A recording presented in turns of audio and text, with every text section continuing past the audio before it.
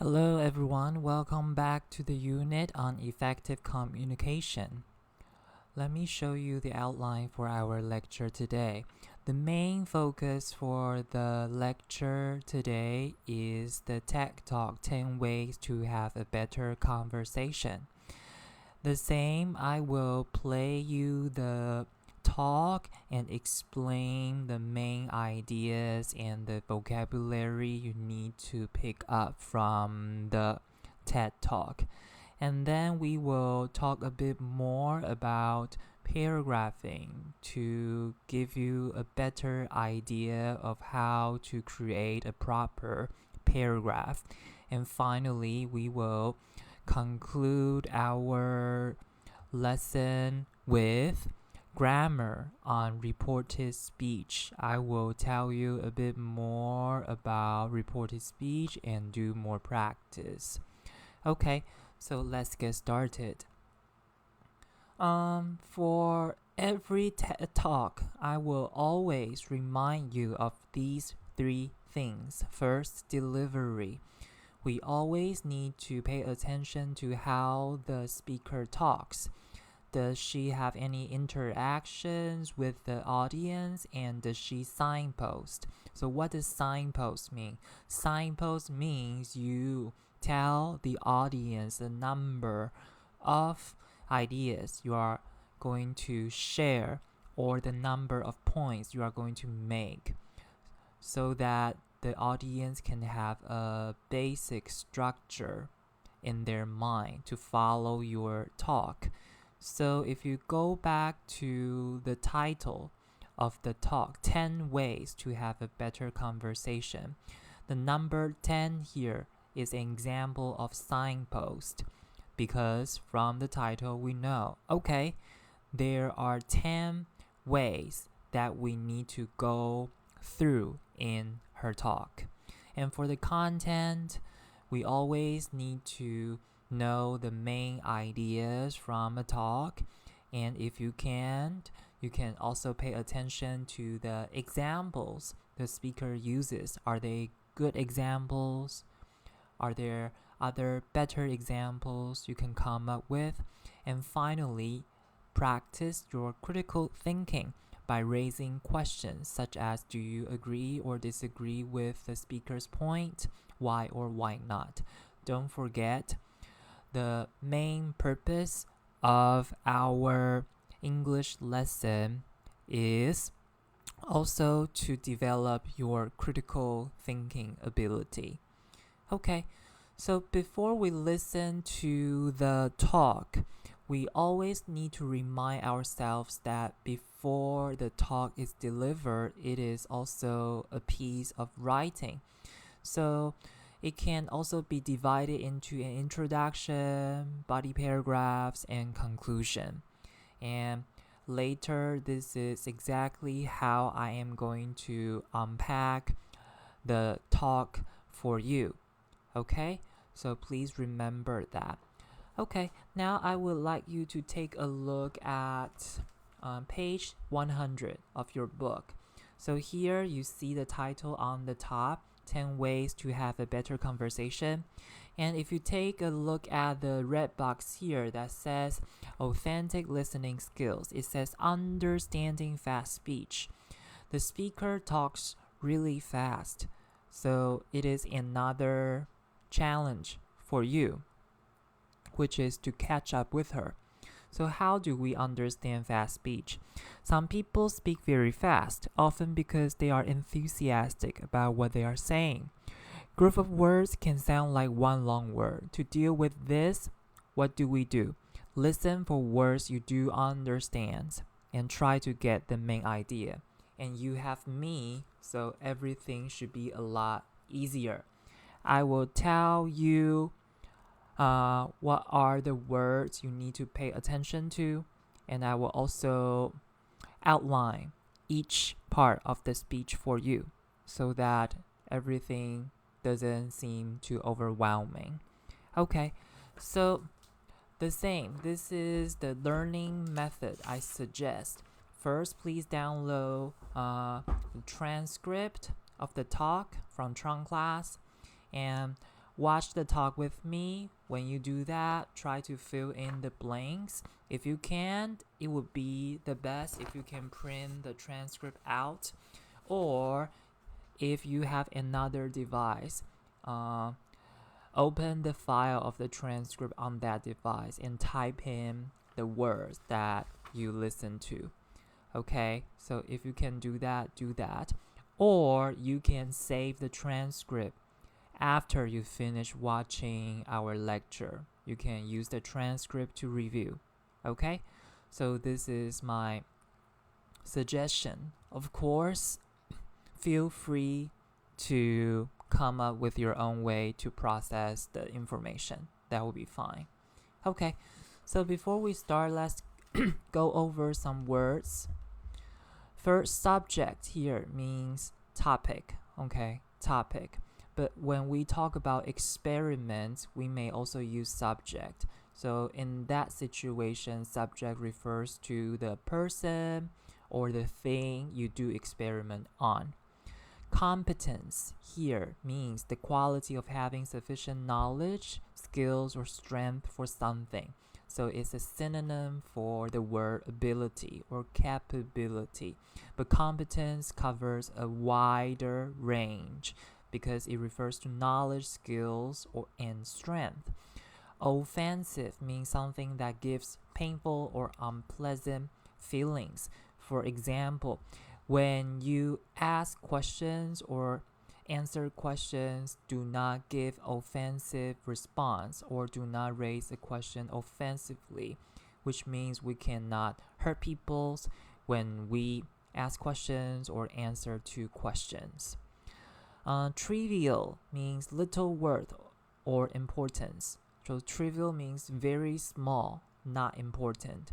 Polarized means something that breaks up into opposing groups. For example, if today I ask the class whether or not we want to go out for a picnic, and 50% of the class says yes and 50% of the class say no, then I would say this is a very polarized situation. I cannot decide. And specific means clear, to tell or understand. Okay? And a few more. Overlooked means ignore. Interpersonal. So again, in our previous lecture, I asked you to pay attention to the prefix inter, right? So inter means interact. Okay? So interpersonal means involving relationship between people. And coherent, we also use this word when we evaluate writing. So coherent means logically ordered, having the quality of holding together. So if I say your paragraph is coherent, it means the topic sentence is clear and each example sentence is related to the topic, and it also flow from one example to another naturally. Okay? And compromise means to find a way between two extremes. For example, when we have two people arguing and they cannot come up with a solution, then they both need to back up a little bit so that they can find a common ground. Master here is a verb. It means to become skilled at something. Hone is a good word. It means to sharpen, refine, or perfect. Okay? So here the word perfect is a verb. So it's not perfect. Perfect. When it is pronounced as perfect, it is adjective. When it is pronounced as perfect, it is a verb. Okay? So these are the words you will hear the speaker says in her talk. Now let's listen to the talk together. We will listen to the introduction. The introduction might be a bit long, so be patient. Just try your best to listen to the words I just introduced to see how much you understand. Okay, let's get started.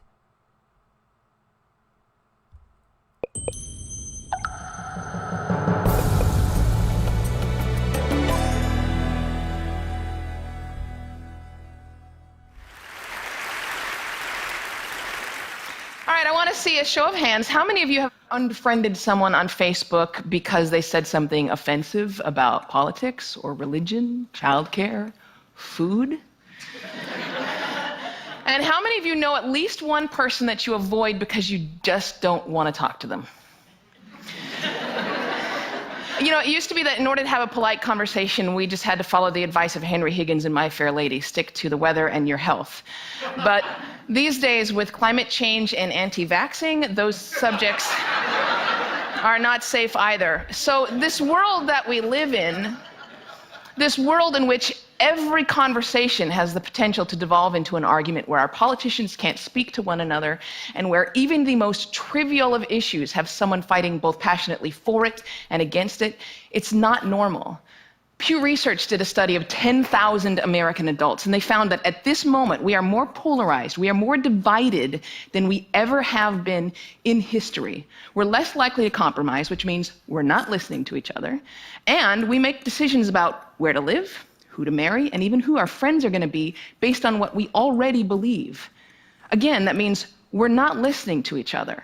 A conversation requires a balance between talking and listening, and somewhere along the way we lost that balance.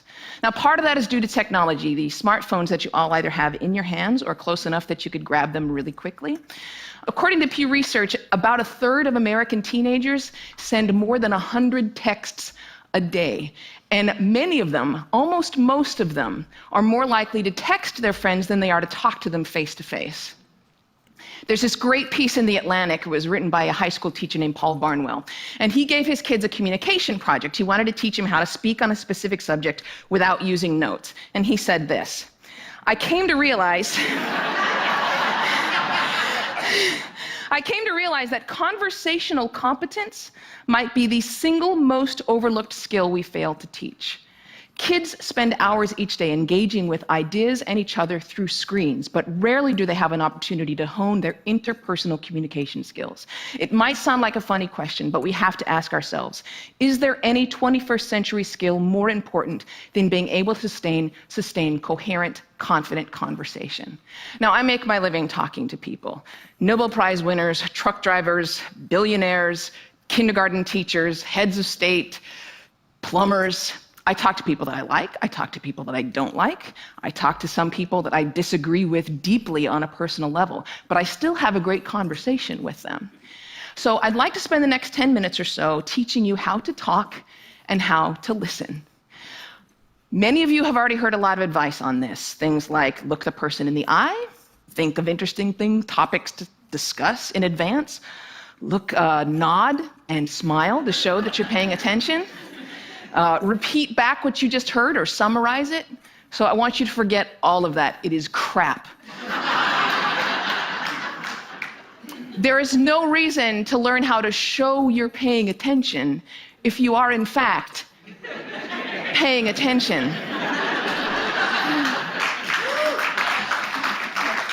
Now, I actually use the exact same skills as a professional interviewer that I do in regular life.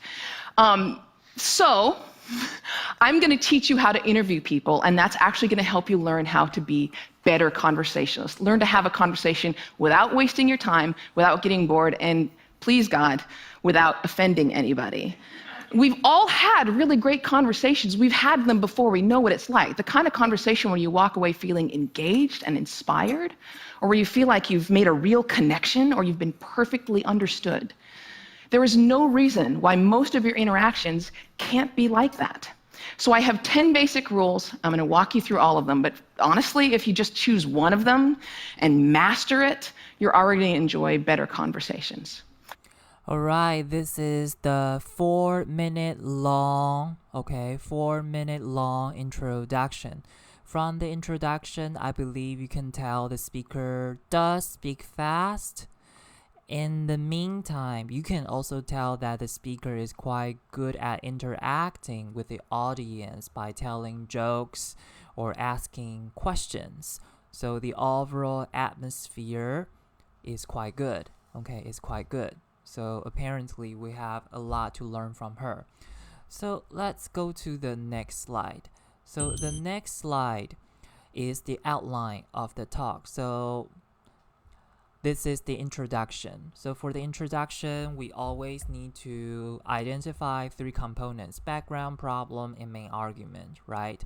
So the background, here we can see the speaker starts her talk by offering a general description of how people talk to each other.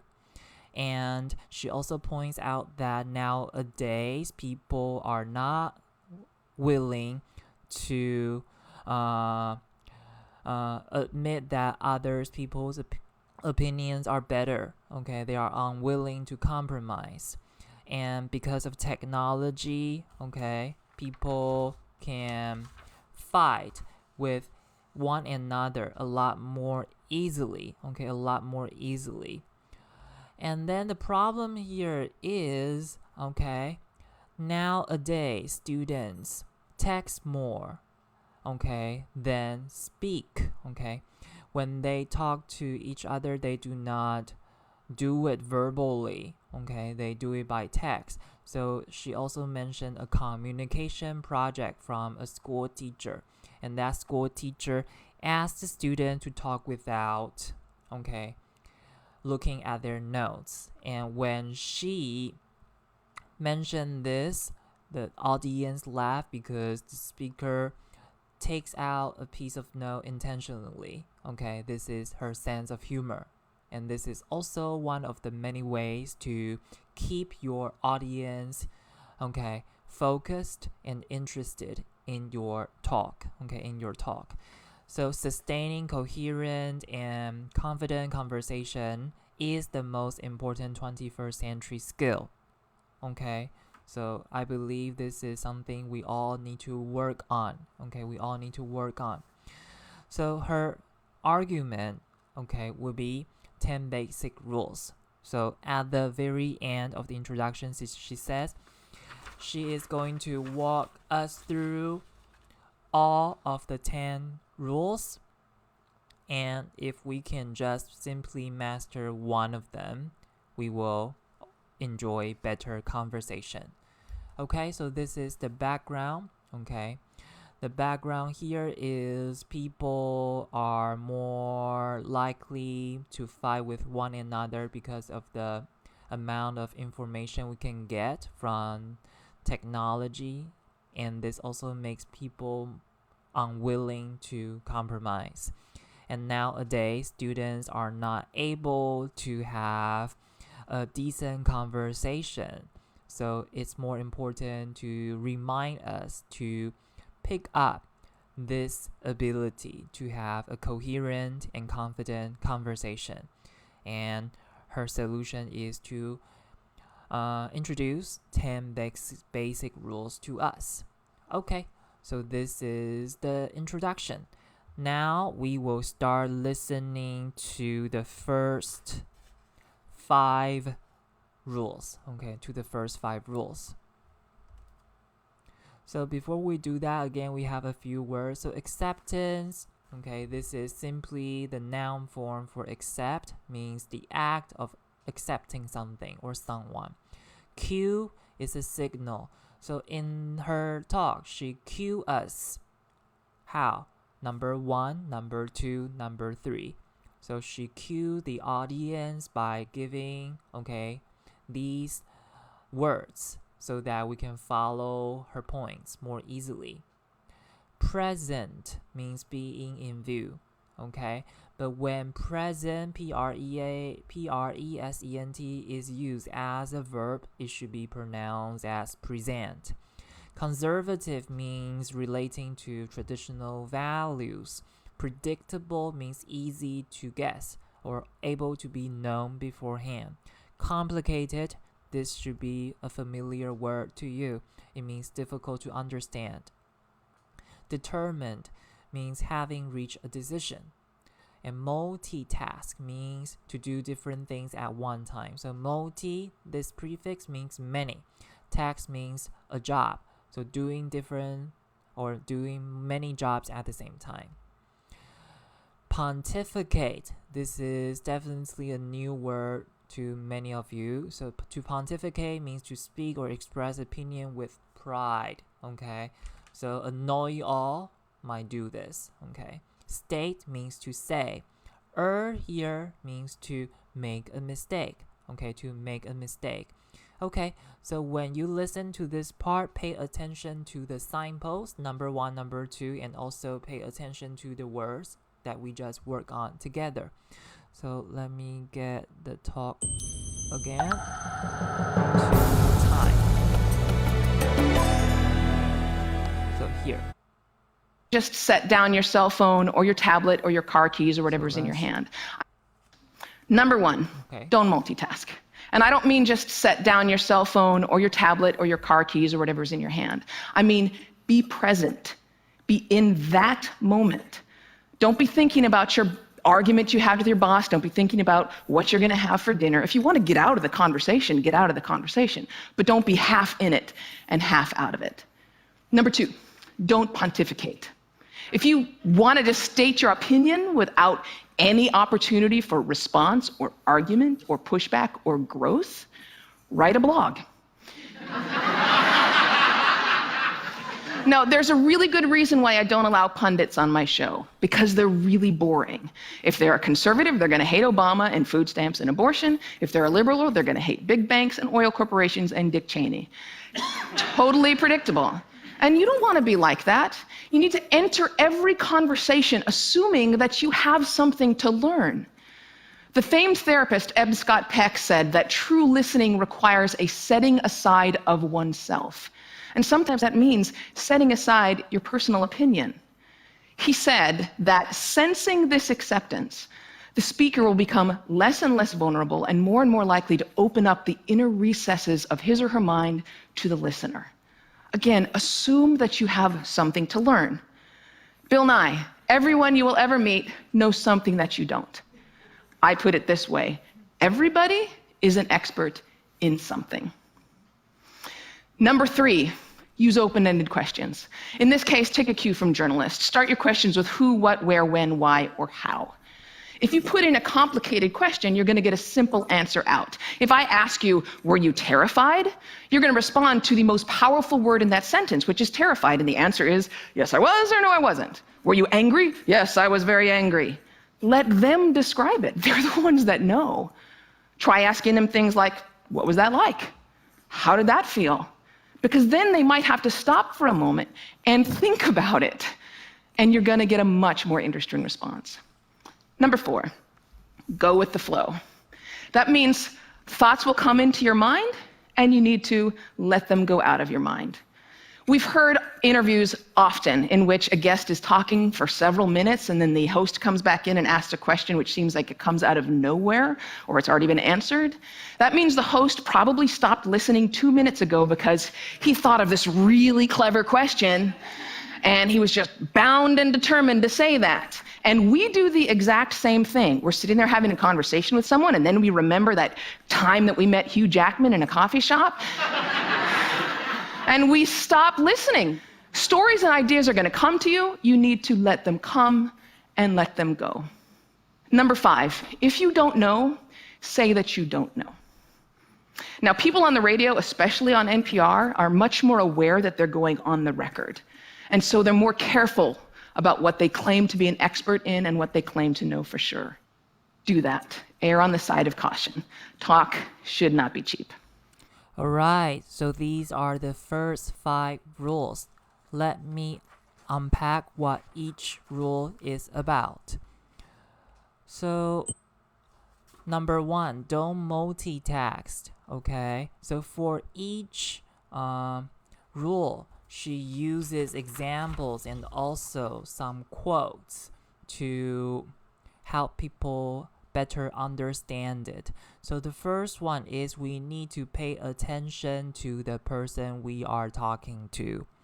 Do not use your cell phones or do other jobs when you talk to other people.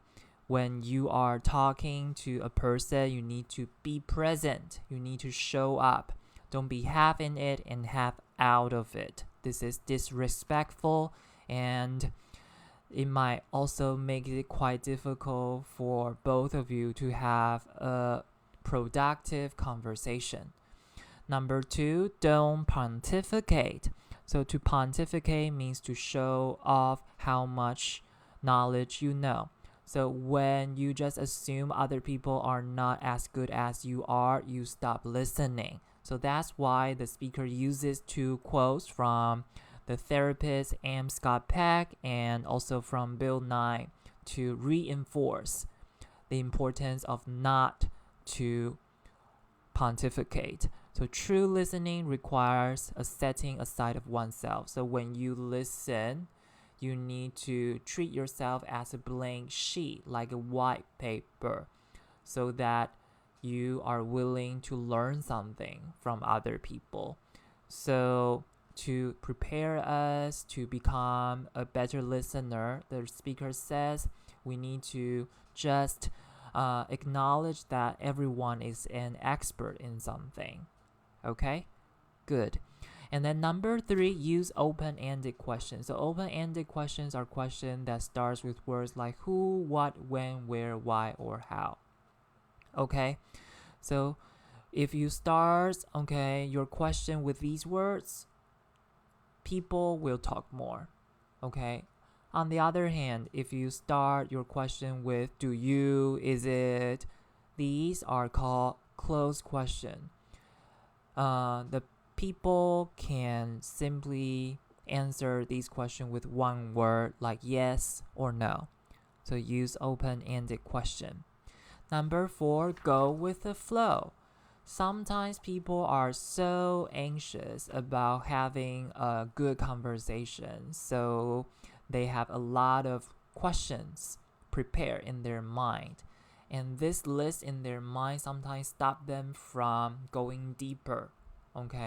Going deeper for every question or an answer they form.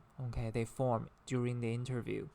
So you need to just believe that once you listen, you will ask the right thing, and the person will also give you the good information. So ideas will come, and you need to let them go naturally as well. And number 5, if you don't know, say that you don't know. And the speaker uses example of NPR. So what is NPR? NPR means National Public Radio. So when you are on the radio, once you make a mistake, it cannot be taken back. So the speaker reminds us that err on the side of caution. What does it mean? It means be careful when you are not sure about something. So it's always the best to acknowledge that this is something you are not familiar with. You're not familiar with. So these are the first 5 rules. Don't multitask, don't pontificate, and use open-ended question, go with the flow, and finally, if you don't know, say that you don't know. So from the first 5 rules, you can tell that the speaker signposts, by telling you number 1, number 2, number 5. So it should not be too difficult to follow her talk. Now let's go to the last 5 rules. Before we do that, let's go over some important words. So promotional means intended to advertise someone or something. Condescending means to treat someone as if you are more important. So a person who pontificates can be condescending. Equate means to make something equal. Rephrase, so when you see the prefix re, means to do something again. So phrase means to say. So rephrase means to express something in a different way. Come up with means to suggest an idea. To suggest an idea. So now let's take a look at the last 5 rules.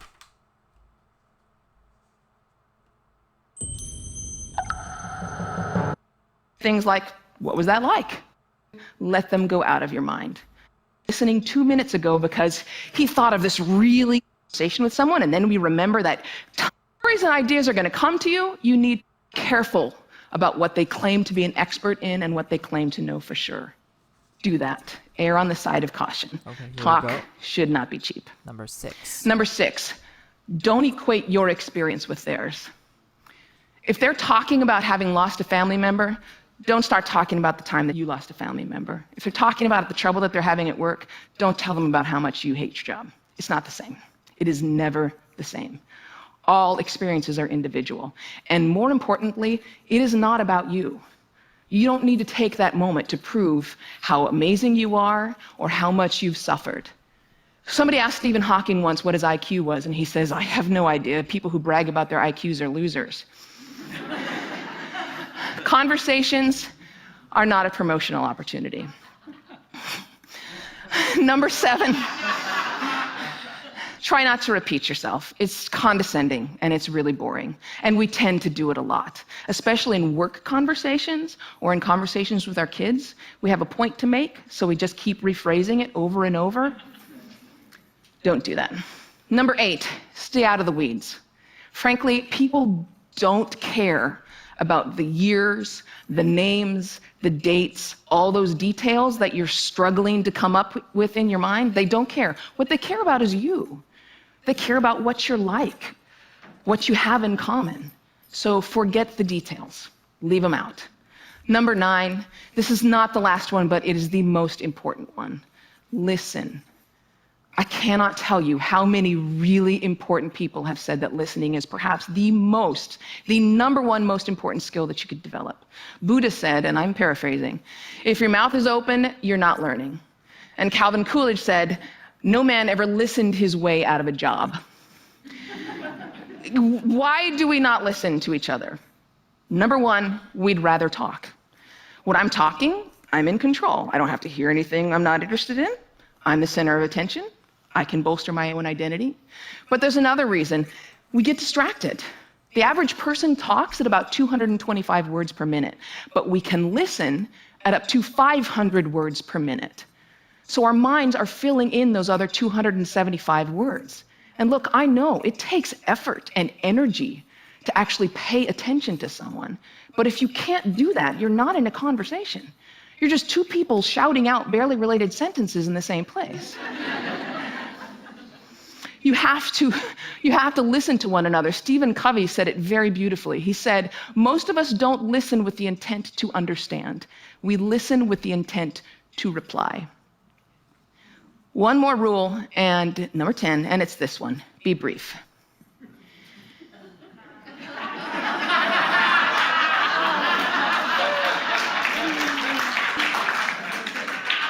All of this boils down to the same basic concept, and it is this one. Be interested in other people. You know, I grew up with a very famous grandfather, and there was kind of a ritual in my home. People would come over to talk to my grandparents, and after they would leave, my mother would come over to us, and she'd say, do you know who that was? She was the runner-up to Miss America. He was the mayor of Sacramento. She won a Pulitzer Prize. He's a Russian ballet dancer. And I kind of grew up assuming everyone has some hidden amazing thing about them. And honestly, I think it's what makes me a better host. I keep my mouth shut as often as I possibly can. I keep my mind open, and I'm always prepared to be amazed, and I'm never disappointed. You do the same thing.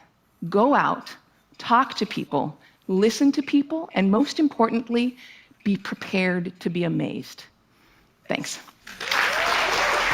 All right, now you also know the last 5 rules. Let's unpack each rule. Number 6, don't equate your experience with theirs. So when you talk to other people, remember you are not the center of the attention. When you share something, don't simply assume that they have the exact same experience, okay, as you do. Okay, so it's not the same, it's never the same. All experiences are individual. Number 7, try not to repeat yourself. So when someone repeats over and over, it makes other people think you are checking whether or not they understand. However, in my situation, I'm teaching, so it's totally fine, and it is important for me to repeat myself because my job really is about checking whether or not you understand. Okay? Number 8, stay out of the weeds. It means to leave out the details. So if you talk to older people, they tend to pay attention to details, give you the exact dates, time, and location. So when you talk to people, leave out the details. Okay, leave out the details. And then, so for number 9 and number 10, okay, a few words for you to know too. So brief means short. Paraphrase means to repeat something, okay, by using your own words. Bolster might be a new word to most people here. Means to make something stronger, okay? Retain means to keep or continue to have something. Boil down means the main reason for something. Okay, so number 9, listen. So people might assume that this is an ability we are born with, but it is actually the most difficult ability to develop. Okay, so if we do not listen to other people, then that conversation is simply two people yelling different things at each other. Okay, so the speaker uses 2 quotes again to remind us of the importance of listening. If your mouth is open, you're not learning. And most of us listen with the intent, don't listen with the intent to understand, we listen with the intent to reply. So we want to show other people how much we know, okay, rather than understand what they are saying. So number 9, a very simple thing, but the most difficult to develop. And then finally, be brief. So the speaker shows this quote from her sister on the screen, and the audience all laugh after reading it. A good conversation is like a mini skirt, short enough to retain the interest, but long enough to cover the subject. So this is really a nice quote. So a conversation should really be like a mini skirt. It is short to keep people interested, but long enough to cover the subject. But it is just of the right length so that people can talk enough about the subject, just like a mini skirt. Short enough to make people think, oh, that person is sexy, and long enough so that we don't see everything. Okay, so hopefully you understand the metaphor here. Okay, so these are the last five rules. So let me go over them again. Don't equate your experience with others. Try not to repeat yourself. Stay out of the weeds.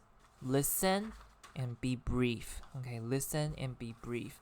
Okay, so that's it for the talk. Okay, so the information can still be quite overwhelming. My suggestion to you is watch the talk again and watch it with the transcript. Okay, watch it with the transcript. And if you can, outline the talk yourself.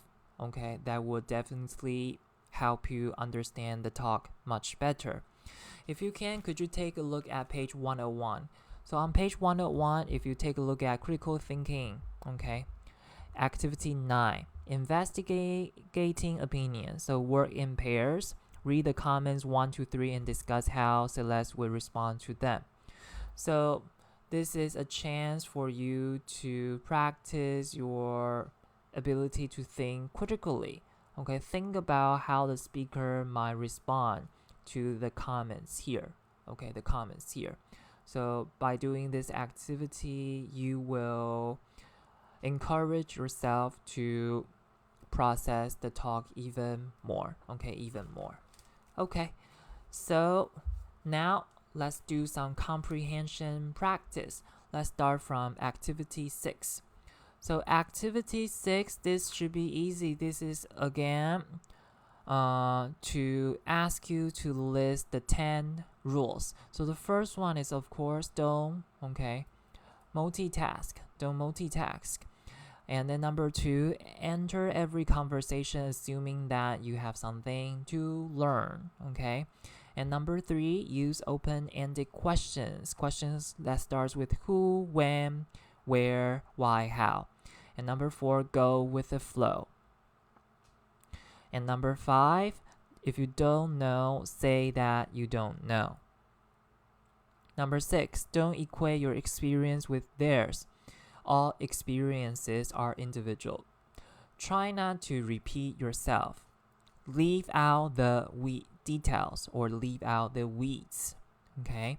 And then number 9, listen. And finally, be brief. So I believe the miniskirt metaphor can help you remember the last rule much better. Okay, one more practice. Could you take a look at activity 7? Okay, circle the correct option. So let's do it together.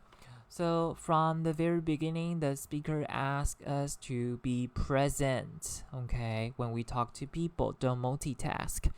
If you want to state your opinion, okay, write a blog. Okay, so if you don't want to listen, just write a blog.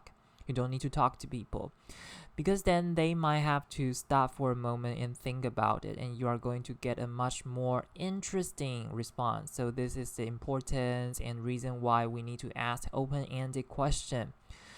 Number 4, don't stop listening when information or stories and ideas come to you. So don't stop listening.